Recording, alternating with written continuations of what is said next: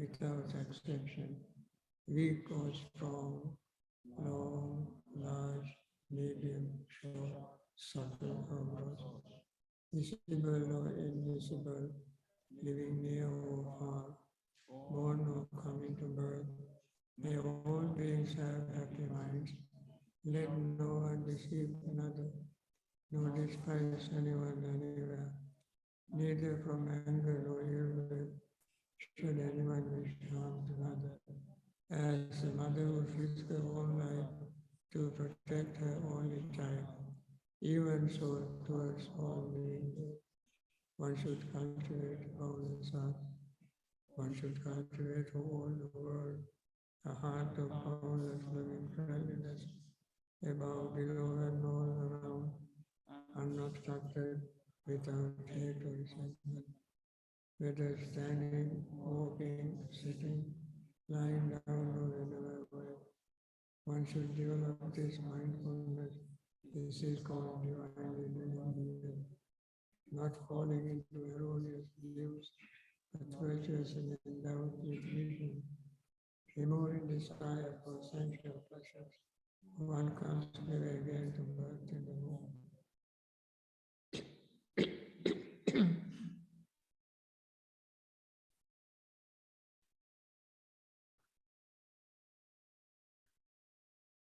With this metta thought in mind,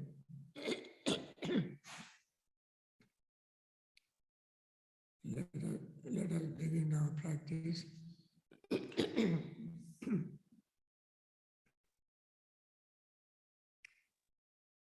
At this time, we sit in our regular posture, keeping the body straight, upright, and relaxed. Then take 3 deep breaths to notice the sensation of breathing.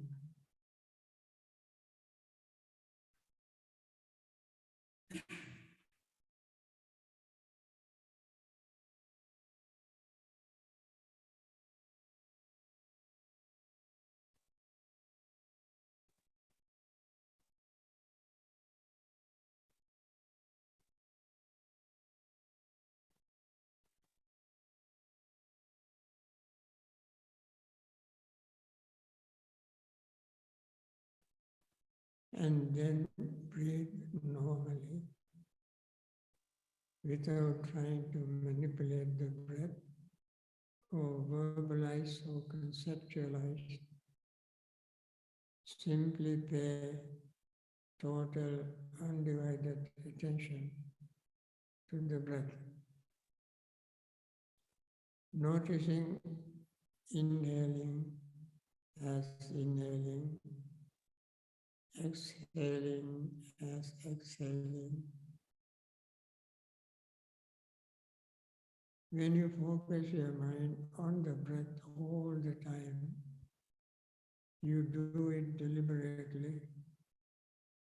Even though you breathe all your life from the moment you were born till you pass away, we don't know very much that we are breathing. It happens automatically, naturally. That is the built-in mechanism. Now in meditation, we deliberately pay attention to the breath with the intention of knowing what is happening. This is a very special way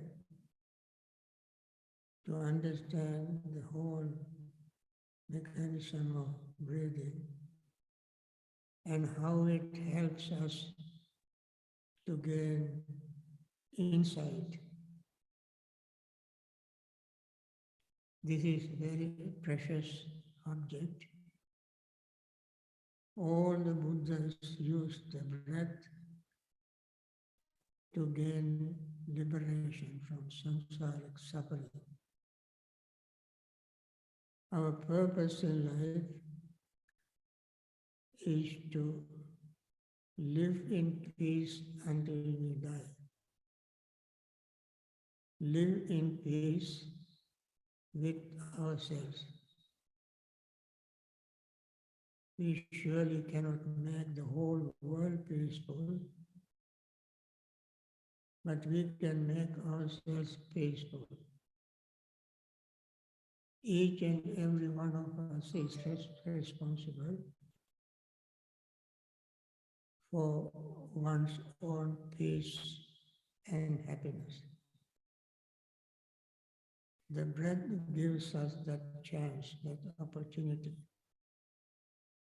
because the breath is so pure, clean, no any connotation of religion, tradition, culture, and so on. It belongs to the whole living beings. We all share it equally. Since it is so pure and clean, we want to make the mind pure and clean by focusing it on this breath. So we pay total attention to the breath exclusively and notice what is happening when we breathe in and out. We notice expanding and contracting of our lungs area and lower abdominal area. That happens naturally as we breathe in and out.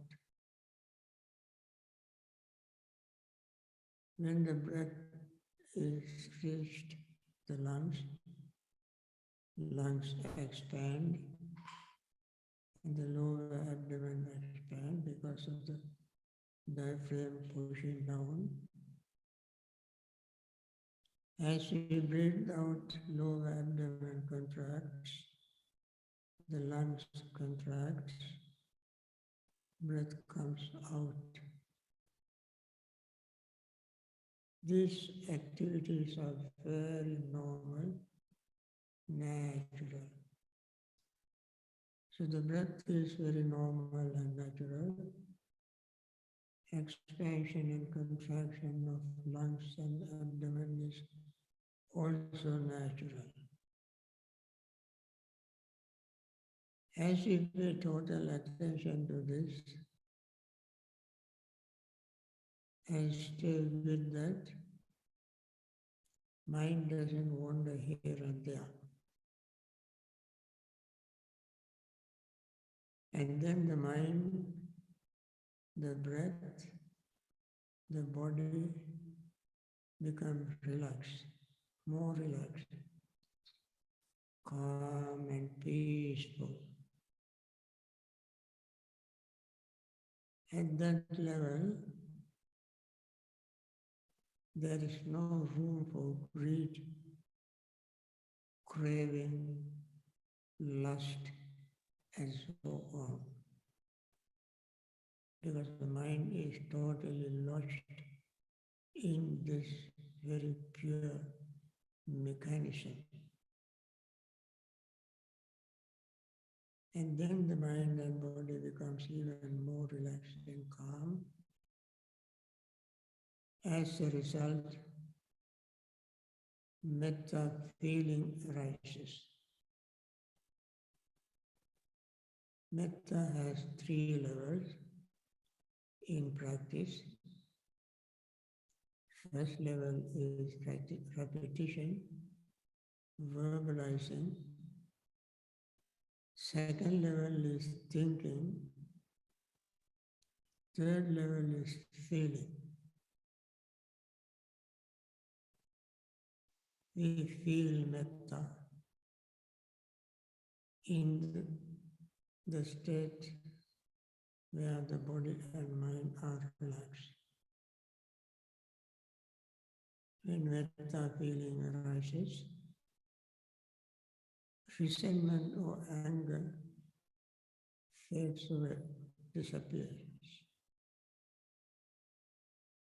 When it disappears, as metta feeling dominates the mind, we feel even more relaxed, more calm and more peaceful.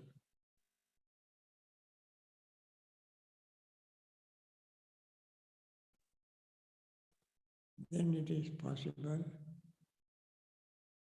to feel sleepy and drowsy. That is very natural.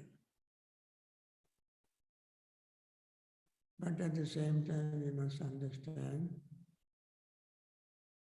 this is not what we want at this time. We don't want to fall asleep.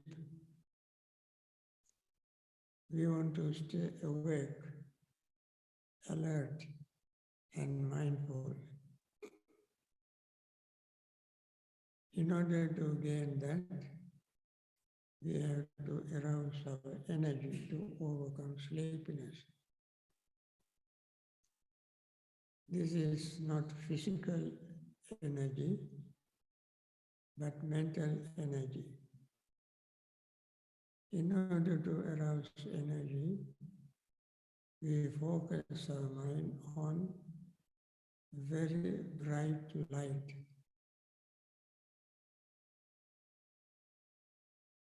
When very bright light appears in our mind, we deliberately arouse it, focus the mind on that, then sleepiness fades away. Second method is to take a deep breath and hold it as just a remedy to overcome sleepiness. And slowly breathe out. And repeat that practice for several times. Then the body warms up, sleepiness fades away.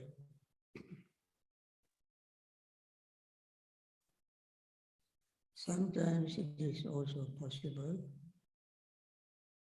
when sleepiness fades away, we may have excessive energy.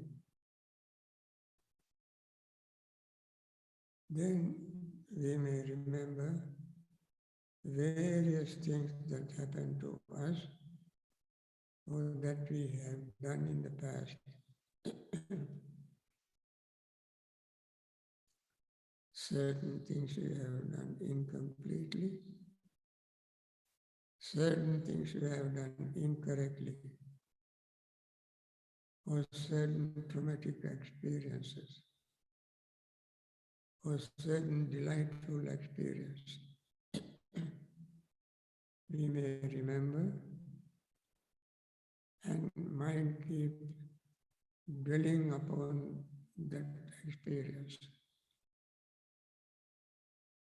repeating it again and again. Or we might ponder over the future, planning the future.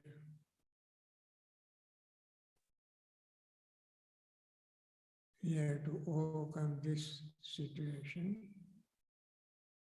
by focusing mind again on the breath, in the present moment, to prevent the mind vacillating between the past and the future.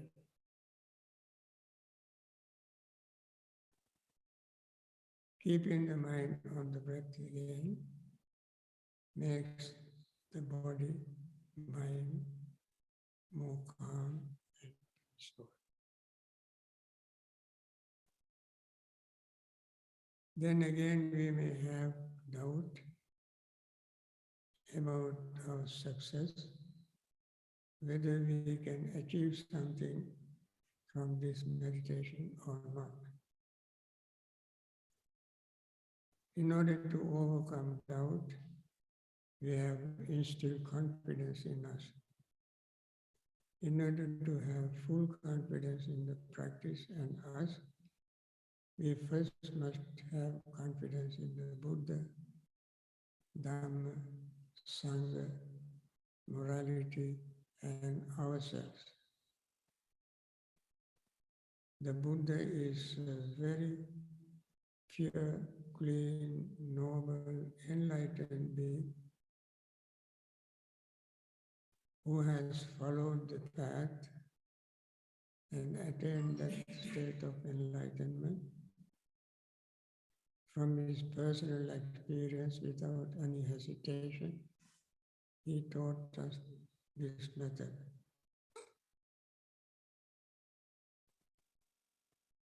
And then he also saw the purity and clarity in the Dhamma. Dhamma is so universal, so eternal, and Buddha made the Dhamma his teacher and advised us to follow this Dhamma without any hesitation, so we also can reach the same state of liberation. Following his example, his instructions, many millions of disciples attain the same state of enlightenment. And they are our role model for us to follow. When we follow that same path, we too can attain the same state of liberation. We have already been successful in overcoming our greed, resentment, sleepiness and drowsiness, restlessness and worry. With this confidence, we continue our practice. Greed is like being indebted to someone. When you are in debt, you are not satisfied with yourself. You want to pay off all your debts. When you have paid off your debts, you will be very delighted, very glad. You feel relief of burden, of indebtedness. Resentment is like being sick. When you are sick, you cannot taste food, you cannot feel well, nor do you like to associate with people, and you are sick. When you recover from your sickness, you feel very glad, delightful. Sleepiness and drowsiness is like being in jail. When you are in jail, you are confined to the prison walls without any contact with the outside world. Similarly, when we are in sleep, we don't know what is happening outside. Once you are free from sleepiness and drowsiness, we again are very free and glad. Restlessness and worry is like being slave. The slave always is restless, has fear of punishment by the slave master. Similarly, when we are in doubt, when we are in restless and worry. And when we free from the slavery, we feel very comfortable, glad and full of joy. When we are full of doubt, we are like in desert, got lost, not knowing directions, not knowing where to go. We are bewildered and confused. Coming out of desert, we feel very glad. So when we overcome this, what we call hindrances, greed, resentment, sleepiness and drowsiness, restlessness and worry, and doubt, we feel very glad. And then gladness increases by degrees until we gain happiness. Happiness is not excitement like ordinary excitement. Ordinarily, when you are happy, you will be laughing, talking, singing, kissing, hugging, even crying. All these physical activities are there to express your happiness. We are talking about the spiritual happiness. Happiness we gain from overcoming these hindrances. That is very calming, soothing, comforting, peaceful experience. When we gain this experience, we gain real concentration. When we gain concentration, we don't become like a vegetable. That is the state where our mind is very clear, pure, in equanimous state, balanced state. Impartially, we can focus that mind on our own aggregates. Form, feeling, perception, thought, and consciousness. When we focus the concentrated mind on these aggregates, we can see each of them is in a state of flux, changing, constantly changing. Every part of this aggregates is impermanent. When we see impermanence, greed does not stay there. Any desire, any craving, any clinging is also impermanent. We slowly get rid of that.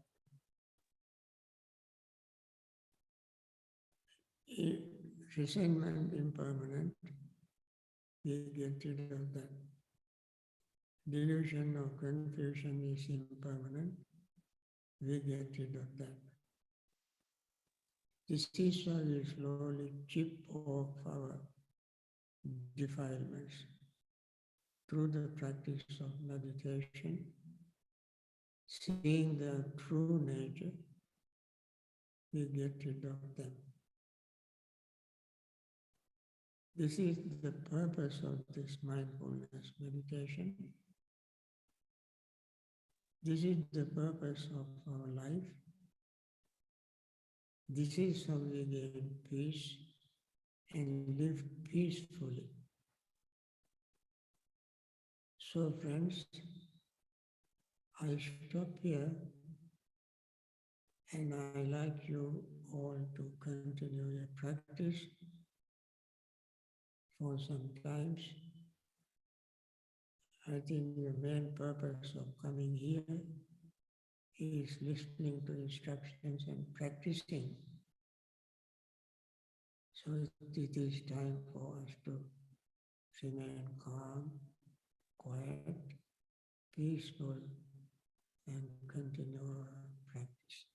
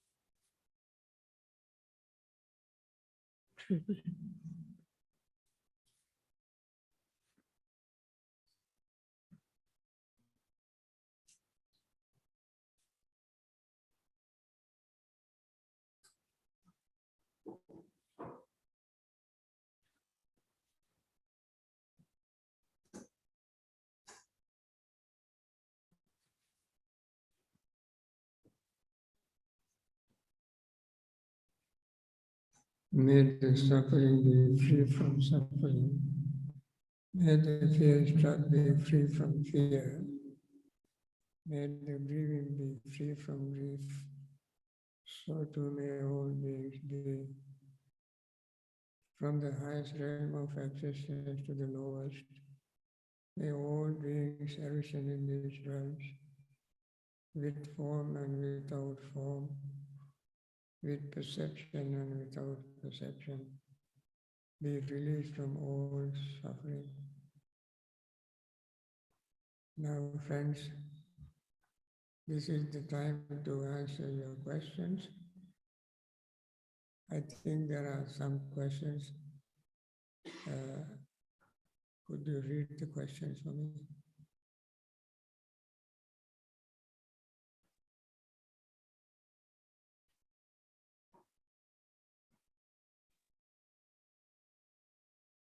First question. Do I need awareness each time I feel a worldly attachment to things, my space, my time, before I can approach the loss with equanimity? You first have worldly attachment, and then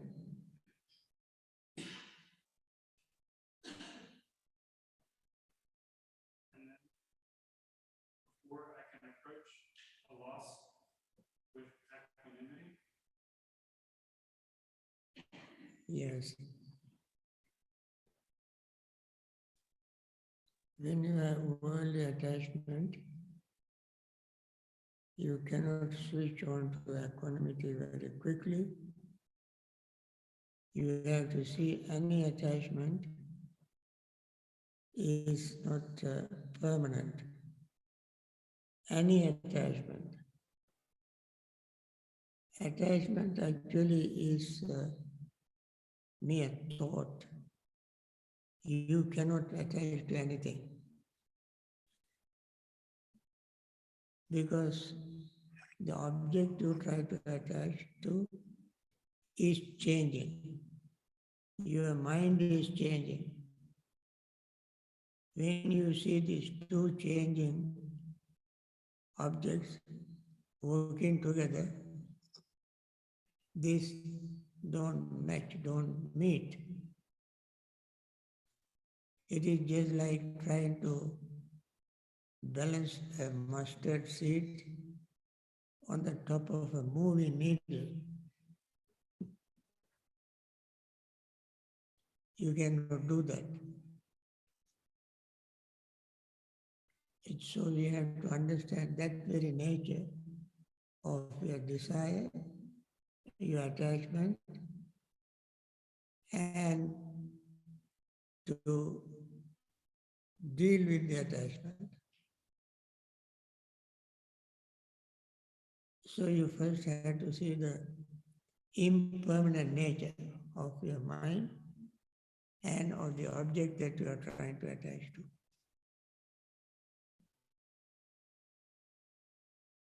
And then when the mind is, when you are very clear of that, then gradually you can develop equanimity. Otherwise, if you try to jump into equanimity at the time your mind is working on the thought of attachment, it doesn't work. You have to see the reality. Only when you see reality, you can become equanimous or you develop equanimity. Okay? Next question. Thank you, Bhante.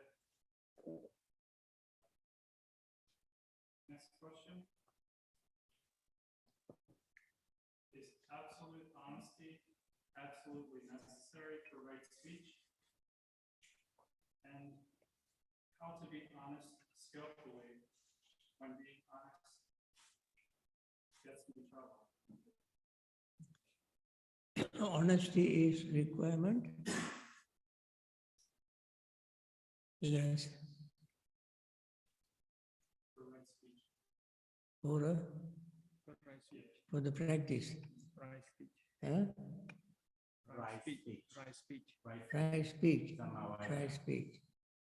Okay.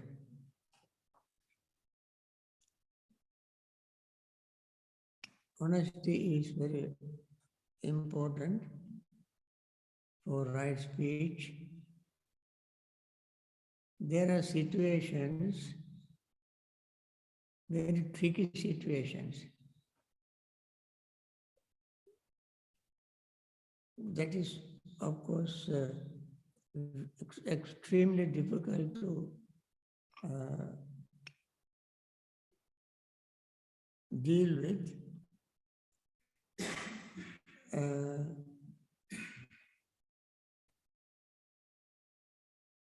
I give you an example.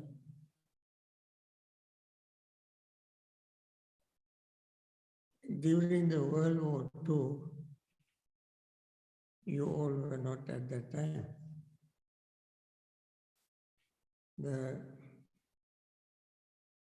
In Germany,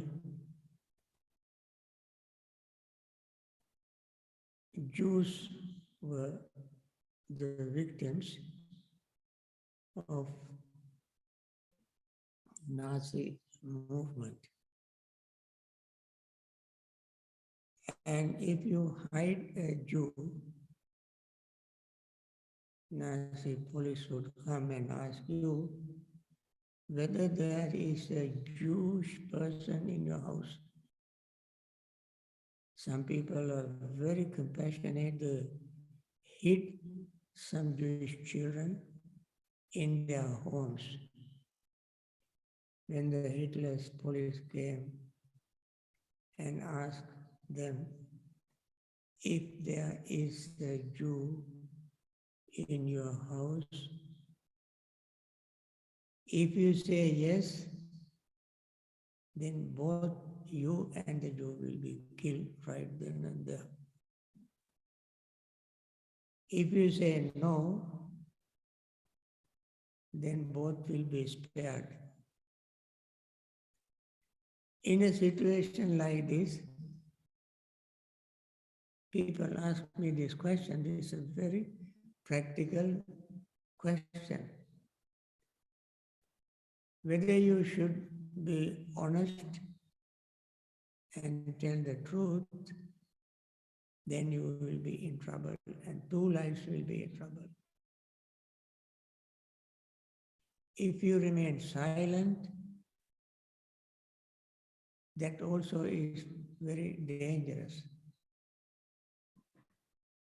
If you say no, they will not kill you or the Jewish person. There are situations like this. The life is extremely, the moment is very dangerous, very delicate, very tricky, extremely difficult to make a decision. I still don't know the answer to this question. If we encounter a situation like this, on the mundane terms.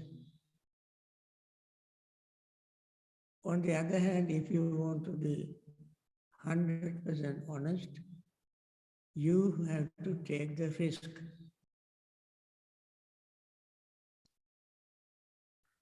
Other than that, any other situation, you have to be 100% honest. Only when the life is at stake, in danger, we may have to, twist the honesty. That's how I feel. Uh,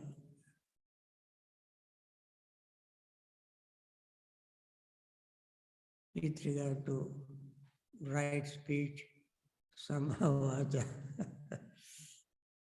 honesty. We have to think about it very carefully. And if somebody comes out with different answer, I will be very happy to accept that. Okay. Next question. Thank you, Bhante. The online participants are having a hard time hearing the question.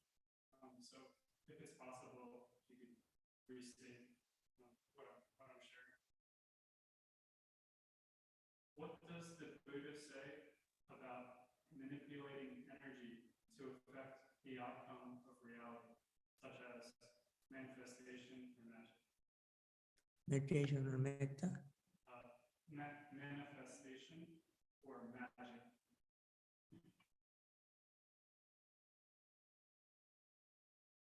Metta meditation? So, I can repeat the question.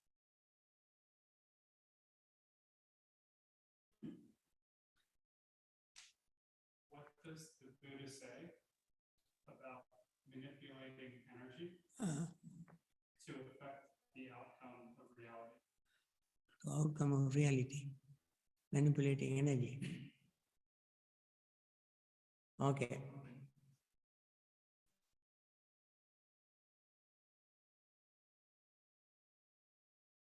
We actually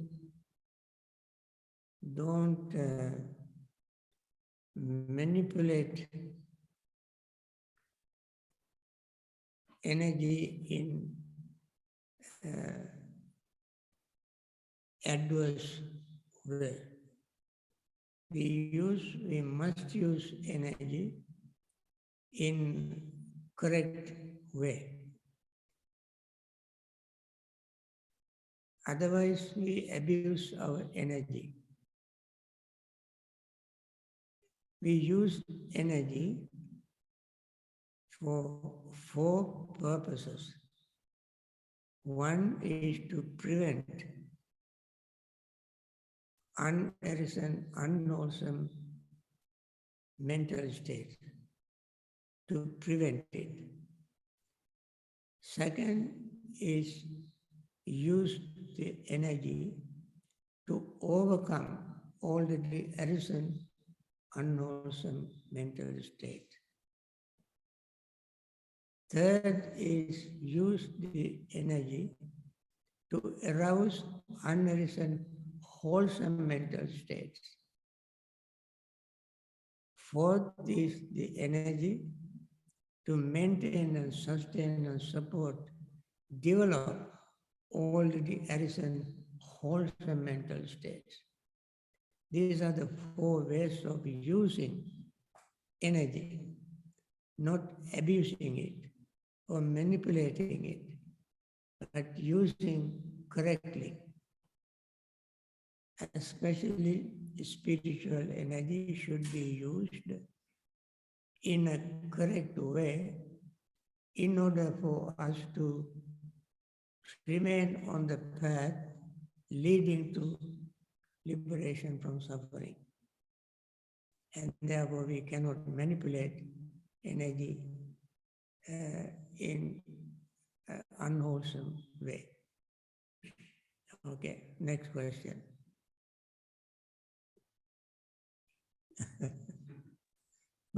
My hearing is not very good. That's why I want to hear it very clearly here. How to deal with self-blame when I have spiritual urgency or any kind of urgency? Of any kind of urgency, spiritual urgency. Then what? How to deal with self-blame when I have How can I deal with self-blame? self-blame? Okay. For developing spiritual urgency. Now, it is not necessary to blame oneself for any reason. People blame themselves out of ignorance. When they have done something incorrectly, they have committed an offense, made a mistake, and broke a precept, they should not blame themselves. They must understand, as long as we remain ignorant, as long as we have greed, as long as we have anger, we tend to make mistakes, commit offenses. And that's a normal, natural human nature. And therefore, in a situation like this, instead of blaming oneself, one should understand this is the nature. I made a mistake. I committed an offense. From now on, I will never commit that offense. That's a very learned, educated, adult, responsible way of dealing with that offense. Blaming is very unwise, sort of foolish way.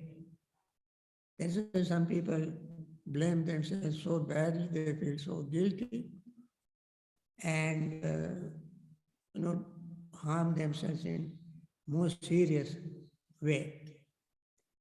Buddha never recommended that. Buddha said, Yassa papam katang kamang kusalena pitiyati. So imang lokam pabhaseti abbha mutto chandima. If one has committed an offense, that person realized that it was an offense. A person of my education, my status, with my honor and dignity, I'm not supposed to commit this offense. Anyway, because of the circumstances, because of the influence of the community, other people, I was thrust into that situation and I committed it. So I will not commit it again anymore.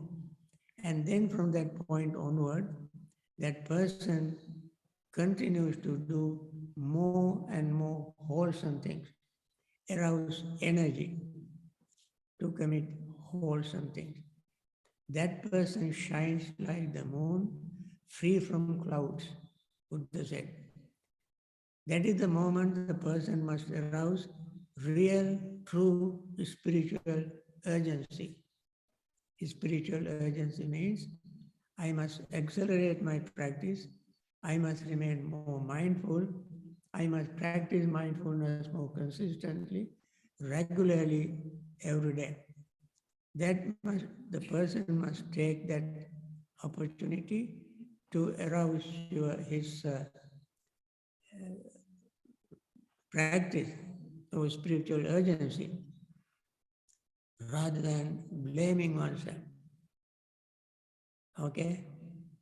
That is next question. You're welcome.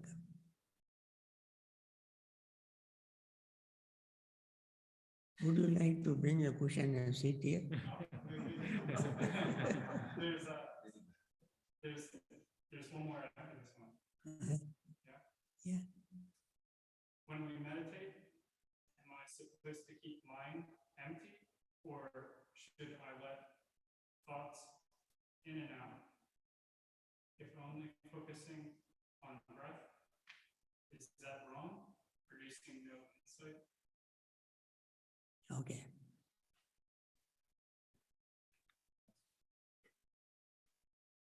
When you meditate, you don't try to empty your mind. You cannot empty your mind like that. It is not like emptying a pot like this. You cannot do that. Because there is a lot of stuff stuck in your mind over a long period of time. If you are 20 years old, you have collected information through your eyes, ears, nose, tongue, body, and mind. You have enormous amount of material in your mind. How can you empty that? You cannot empty it.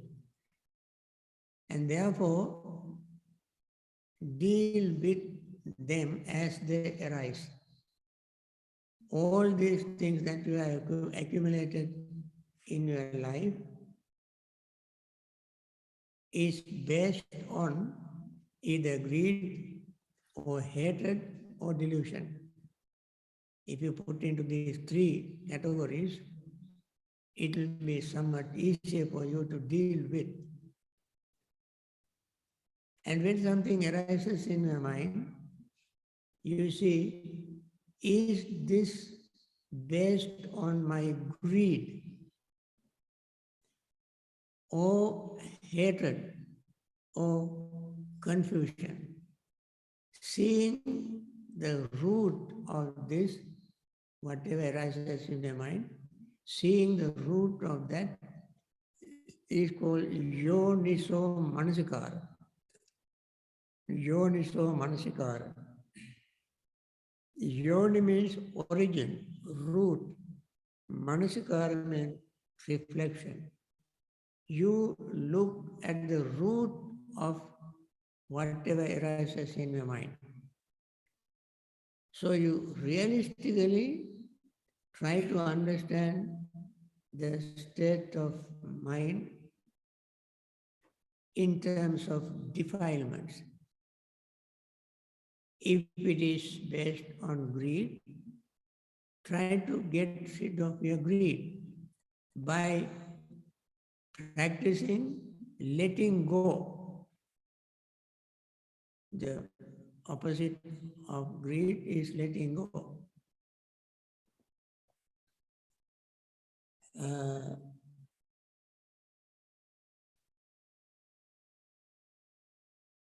By letting go, you can get rid of your greed. If it arises on the basis of anger or resentment, then you try to see the nature of anger, how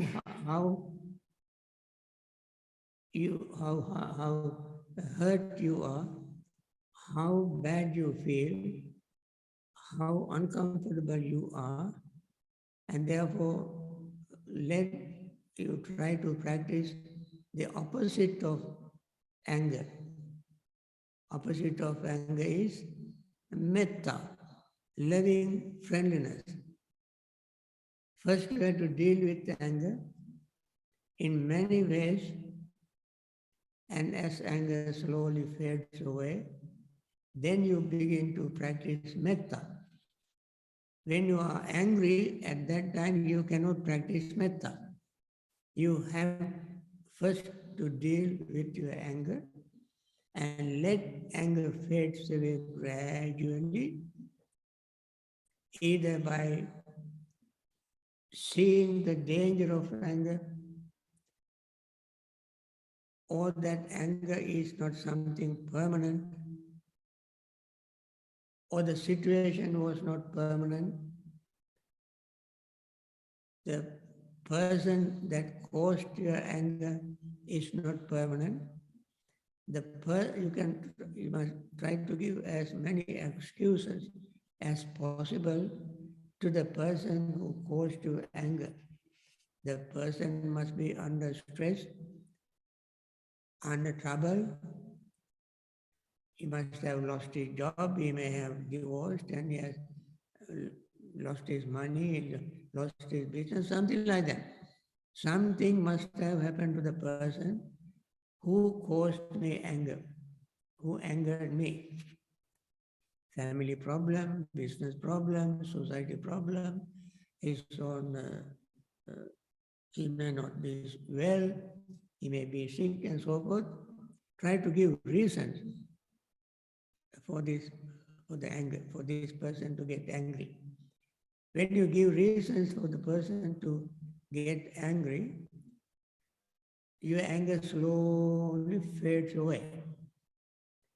Then you think, my goodness, this person was angry and he caused anger in me because of such and such a thing. How foolish am I to blame him and have anger in me? I tell you one of my very favorite example. I used to walk on this road since I moved to West Virginia. Every day, when I saw anybody, I waved to the person, people driving. When they drive, I just waved. At first, nobody waved back to me. And then slowly people began to wave me. There was one person who not only did not wave back to me, but he showed this very sour, angry face to me and looked away. I did not give up. I went on waving. After about 1 year, this man stopped this showing his sour face to me and lifted one finger. I was very delighted. Then I went on waving again. He was driving a pickup truck. And after another year, he lifted 2 fingers. He took 5 years to lift 5 fingers.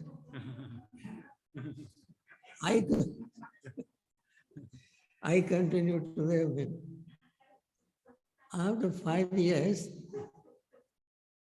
I saw one day, I was walking up this area, there were no housing development, all forest. There was a dirt road. I walked up there, and then I saw this man parked his pickup truck, sitting on driver's seat and smoking. I thought I must talk to him. I approached him and simply asked, in order to get him involved in conversation, I asked him, simply I said, it's a beautiful day, isn't it? He said, yeah. He spoke. Then I said, where do you live, by the way? I asked him. I knew where he lived. Then he said, in that little house under the power line. I said, aren't you afraid to live under the power line? It can hurt, it has a radiation. It can cause you some harm to you. He said, no, nothing happened. When I moved there, I even could not lift my fingers. I said, what happened? One day, on a heavy rainy day, I was driving and a huge tree fell on my car. Car was crushed. I was crushed. Ambulance came and took me out of the car, put and drove me to Johns Hopkins Hospital in Baltimore. After 11 months, I found I myself was in a barrel because his bones were all crushed. They put all these bones together and put in a barrel and moved the barrel in order to avoid bed sore. After another 10 months, I was released from the hospital and came here. That was the time I could not lift my fingers.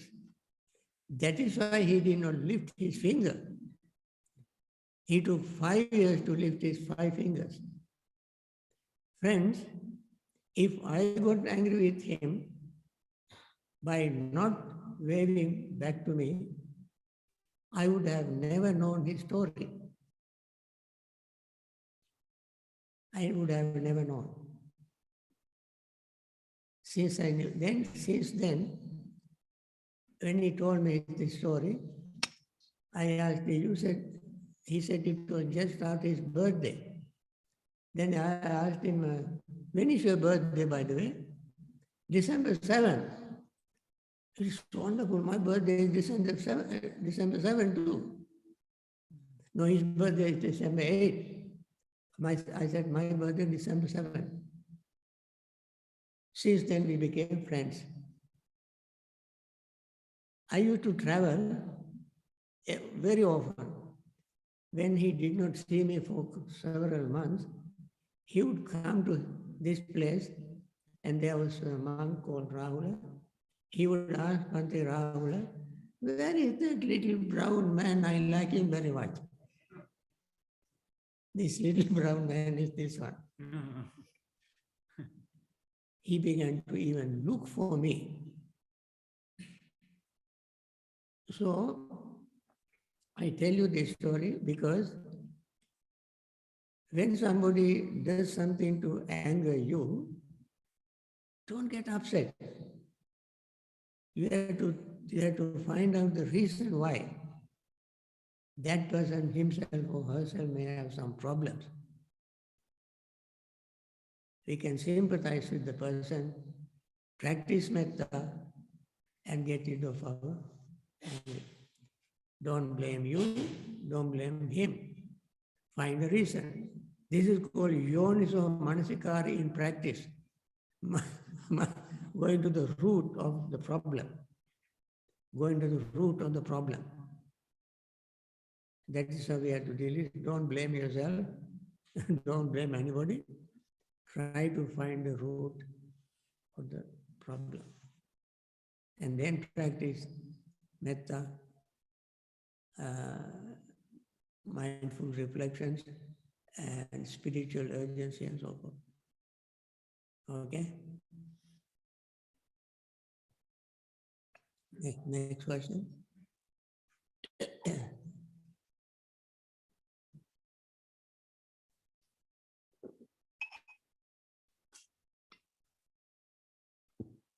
What to do when a friend got jealousy of the wisdom I shared with him that I get from meditation? What do you do? With jealousy. With yourself? That a friend got jealous when I shared with him that I get wisdom from meditation. Friends get jealous when you have wisdom. I think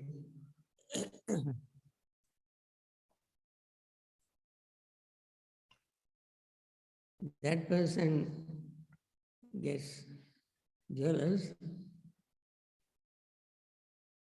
because that person also wants to be wise. So you help him to get him or her to become wise. And you understand why you became wise, how you became wise. Either by nature, because of a gene, your previous karma, or practicing meditation, or association with wise people, you became wise. And therefore, if the other person is jealous of you for being wise, you try to be very sympathetic with the person, try to help him to be wise. That is the duty of wise person. Wise person is called Kalyana Mitra, good friend. Wise person is trying to influence others to be wise. Even if they are jealous, that's okay. That's very good. Because they want to be wise. That's why they are jealous. So you understand that and help them without getting disappointed. That would be very noble of you. And also you think you are doing great service to that person who is jealous. Okay? Another question. We have an online question. Yes, we have, yeah. I mean, this period we spent for questions, answering questions. Okay. This is from Alyssa online. Alyssa said during the Vesak anniversary, you mentioned, do not let your mind solidity on that as guidance for making decisions. Can you explain more? What I did, Vesak? Do not let your mind solidify on that as guidance on making a decision. No, let me see the question. Solidified on what? Solidified on that as guidance for making decisions.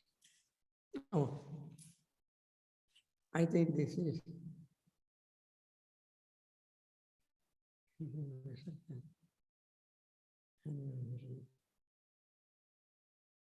You mentioned to not let your mind solidified on that, as guidance for making decision. Can you explain more?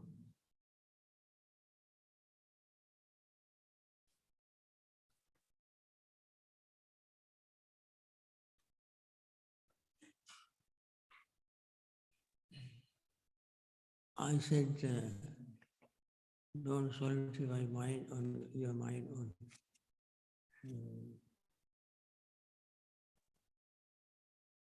guidance of making decision.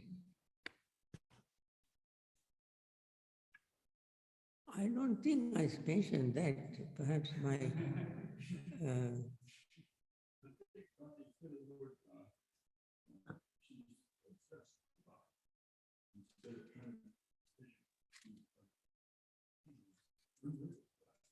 did I?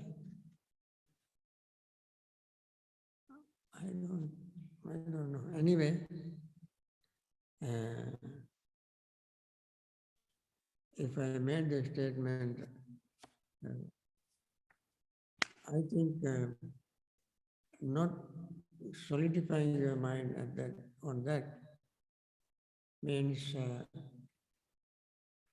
you have to see what kind of decision you make for what kind of things. If you make decision on doing something incorrect, you have to change your decision. If something is wholesome, you have decided to do that, you continue to do that wholesome thing. So all depends on what kind of decision you make. I think there is another question here. Do I need the awareness each time I feel worldly attachment? So this is the one I answered. Yes. Next question.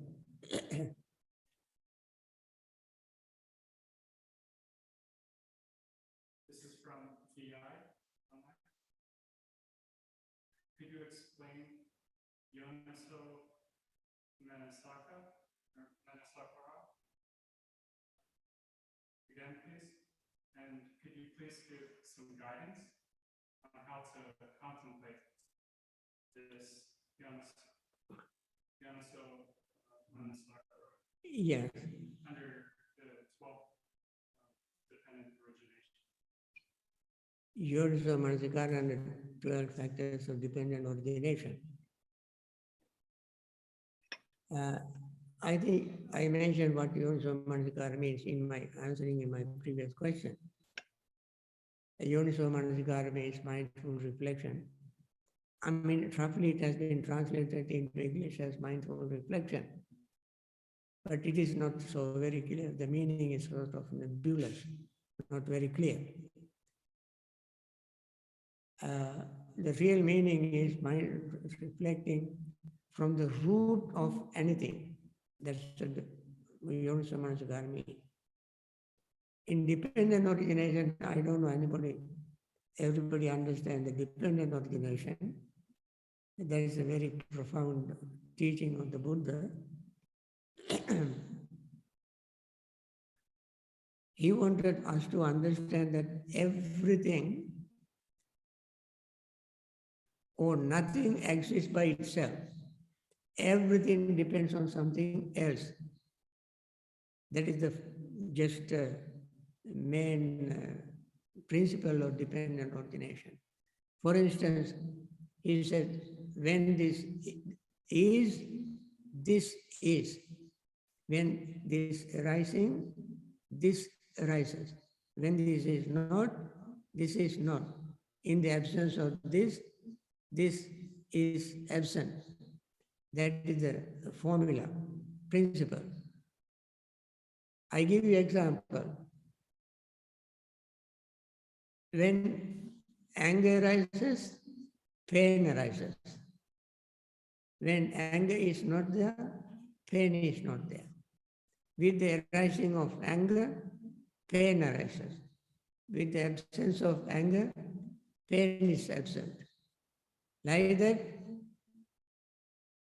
you have to see that something always depends on something else. Nothing exists by itself. That is the principle Buddha taught. In that Yoniso Manasikara, when you see the root, because of that root, something else arises. For instance, greed, ignorance. Depending on ignorance, activities or sankhara arises, depending on ignorance. What is the ignorance? Ignorance is not knowing the Four Noble Truth. Ignorance is not knowing the dependent origination. Ignorance is not knowing impermanence. This is called ignorance. Not knowing these things exactly as they are, we commit all kind of actions. Verbal, physical, verbal, mental actions we commit without knowing four foundations of mindfulness, Four Noble Truths, dependent origination, or impermanent nature of everything. We don't know all these things. Without knowing all this, we commit thoughts, words, and deeds. Therefore, when we look at our thoughts, words, and deeds, we must understand the root of these thoughts, words, and deeds is based on ignorance. By the way, I have written a book on this. It will be published, I don't know when, explaining the whole principle of dependent origination. So perhaps when you read the book, you will get better understanding. Yeah. Next question.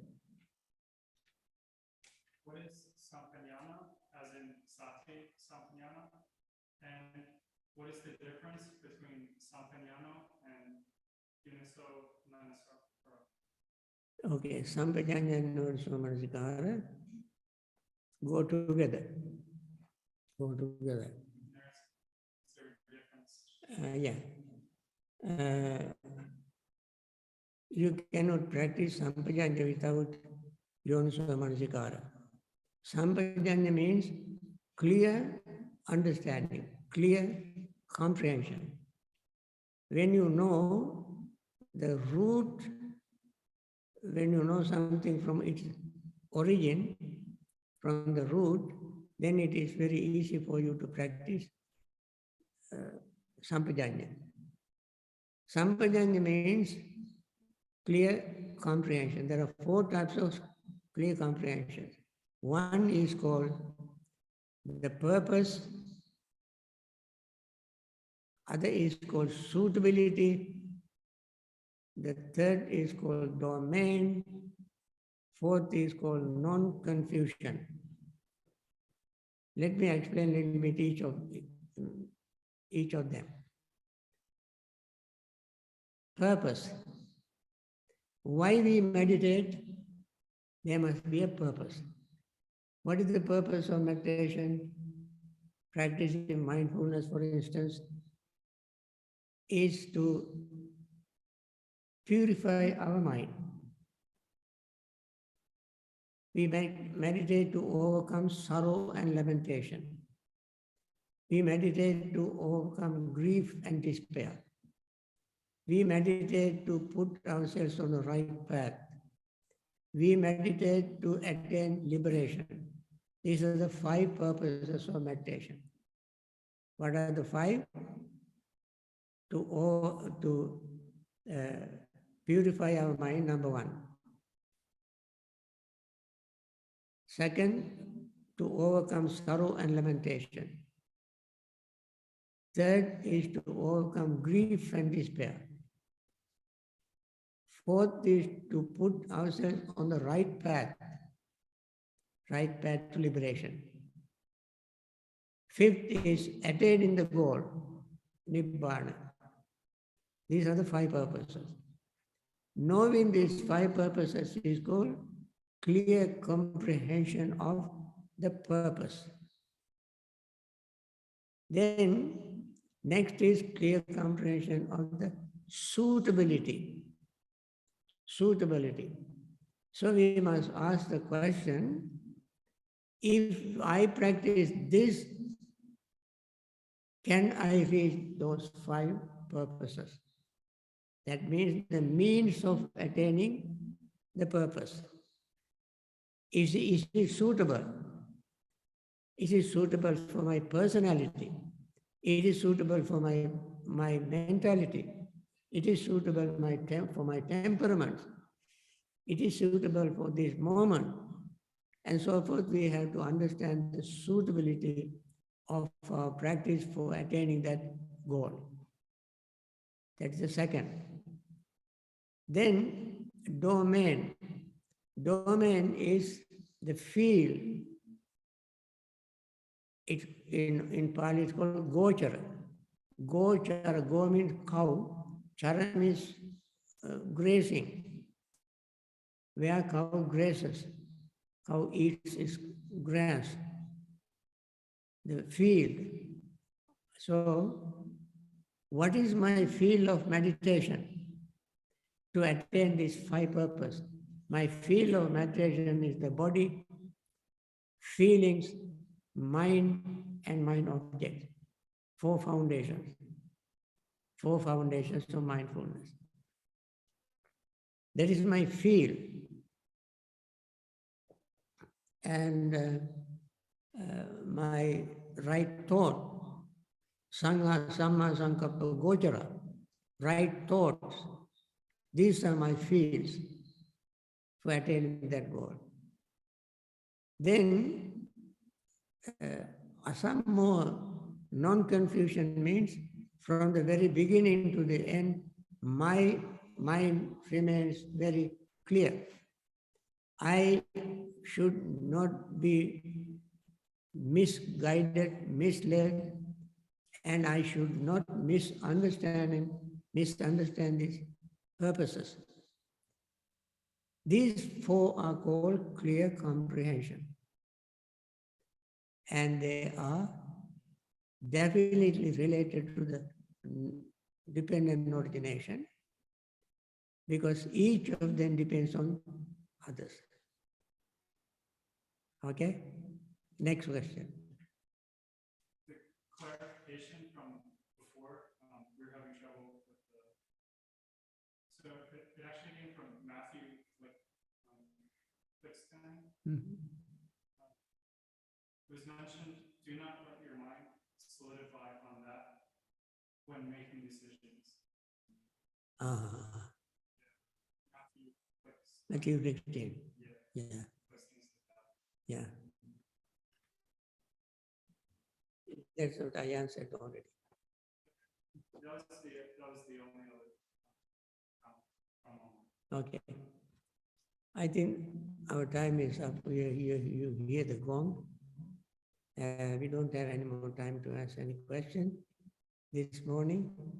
And thank you very much for writing and asking this question. And I hope you all got some message, some information, and continue your practice. And see you later. Thank you.